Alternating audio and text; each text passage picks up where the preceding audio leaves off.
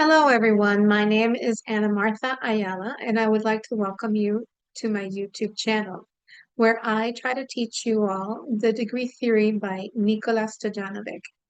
I wanted to do a video on Aquarius and the degrees ruled by Aquarius, which are 11 and 23. So, as all of you know, Uranus is the ruler of Aquarius. Now, in this video, I am not going to speak to you about suicide because Aquarius, the degrees of 11 and 23, they rule divorce, they rule suicide, they also rule astrology. Because of all the mental illness that was created over the past 2 to 3 years, I don't want to give additional information for people that might have these markers of suicide in their chart. There's always a remedy wherever you have this, except in the houses, the fifth house, the seventh house, and the 11th house, because those deal with other people. All right. So there are no remedies for houses that deal with other people because they have a choice, right, of whether to go through with what you want to do or not. So I will focus this video to give you some information on what these degrees can rule. So, like I said before, it rules divorce, suicide, astrology. It rules anything having to do with airports, like pilots, stewardess, um, airplane mechanics, also electrical engineers. It rules heights. Aquarius rules new technology. Uranus rules bombs, especially nuclear bombs, earthquakes, fast trains, explosions. It rules communism, revolutions, rebellion. And it can be linked to autism and mental retardation. It's also something that happens quickly because Uranus is like you didn't see it coming, right? It's something unexpected. So it could be a surprise, it could also be a shock.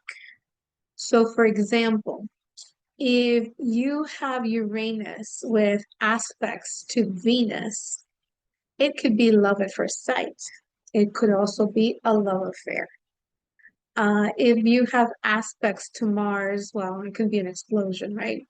If it aspects Mercury, then these people have a brilliant mind because Mercury is exalted in Aquarius, just so that you guys know. So, for example, if you have in the seventh house on the cusp 11 or 23 degrees, then you might marry somebody that's divorced or a person that is a pilot or someone that works at an airport that's an electrical engineer, or you might even marry an astrologer. So this is how to implement this information. Currently, Uranus is transiting Taurus. So, for those of you who are Scorpio rising, especially the Scorpio rising who the seventh house cusp is in Taurus, a lot of the Scorpio risings have gotten divorced or had a change in their relationship status because Uranus rules sudden change. So if you're single and Uranus is transiting through your seventh house, you might meet somebody who could be love at first sight or it could be a love affair. So be careful who comes into your space. But if you are married, especially with the eclipses that happened, the nodes were in the Taurus Scorpio sector 18 months ago. It's finishing up now. It's going into Aries and Libra. A lot of these people have gotten divorced or there has been a change in their status. If they were single, they found somebody with other aspects, of course, happening in the chart, not just this one transit, right? Or maybe they have gone through a divorce. So if you have Uranus natally in the seventh house, that means that the natal promises that you will get divorced at some point in time. I know of a person who had it in the seventh house, right? Was married for 50 something years, 52, 53 years. Once that Uranus hit that seventh house cusp, guess what? He got divorced and he was 81, 82. Doesn't make any sense. You've been married to somebody for 50 something years and you're going to get divorced now. I mean, but they, but he did. So just this is how you apply the theory. If your MC, it means your 10th house, right? The maximum height in your chart in Taurus right now, and Uranus is traveling through your MC, you may change jobs. You may lose a job. You may get laid off, just so you know. If Taurus rules your IC, your fourth house, you might be moving once it hits. Because Uranus travels back and forth, right? It goes forward and it retrogrades and it goes forward again. So the first conjunction of that Uranus with the IC, your DC, or your MC, see what comes up. Issues might come up, like your landlord might say, hey, listen, I'm gonna sell this property, so you might need to move, right? If the new owner doesn't want to rent it out.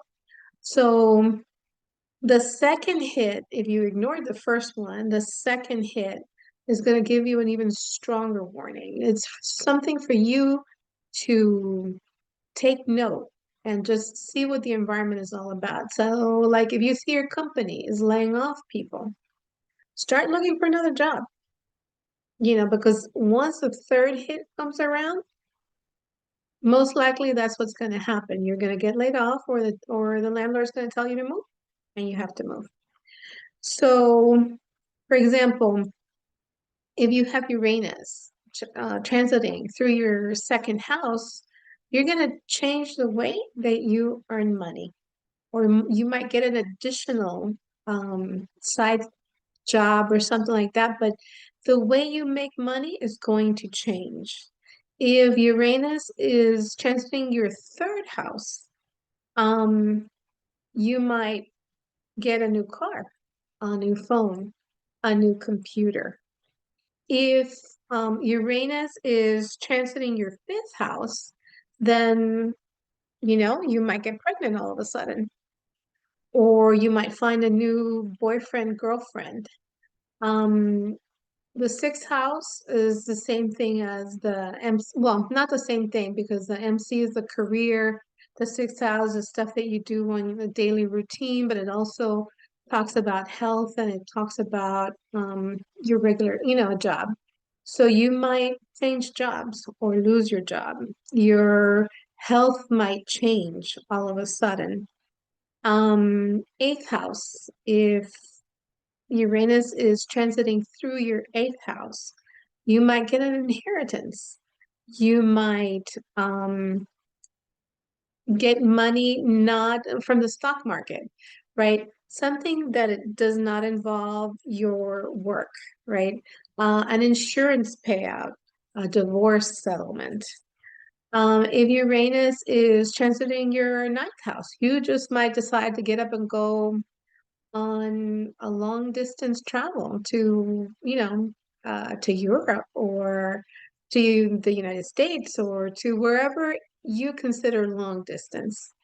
If Uranus is transiting through your 11th house, so new friends come in, and they're usually not the typical person that you would have a friendship with. They're very different and unusual.